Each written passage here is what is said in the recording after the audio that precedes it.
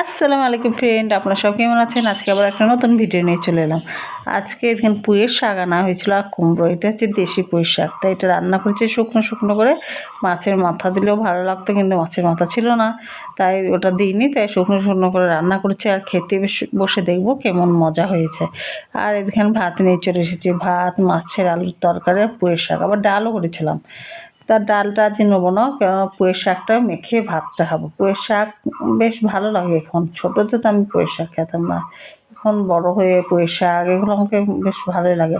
ছোটোতে আমি একদম শাকটা খেতে পারতাম না, কিন্তু মানুষের পরিবর্তন হয়, খাওয়া দাওয়াতেও মানুষের পরিবর্তন হয়। ছোটোদের যেগুলো ভালোবাসতাম না, বড়োতে সেগুলো ভালো লাগে। আর একদম পুঁইয়ের শাক দিয়ে আমি ভালো করে ভাতটা মাখিয়ে নিলাম, আর এত মজা হয়েছিল কি বলবো। আর মাছও নিয়েছিলাম, এটা হচ্ছে ছোটো ছোটো যে বাটা পোনা মাছগুলো হয় না, সেগুলো।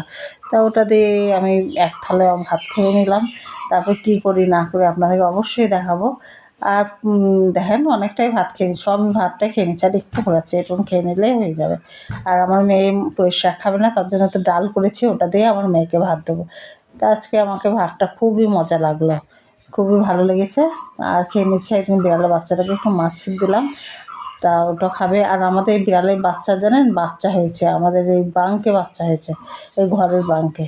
তা ওদেরকে নামিয়ে দিয়েছি, কারণ যদি বা পড়ে যায়, একদম পড়েও গিয়েছিলো। তা ওর মা আবার যেমন করে নামিয়ে রাখলাম, আর মুখে করে ধরে আবার নিয়ে চলে গেল।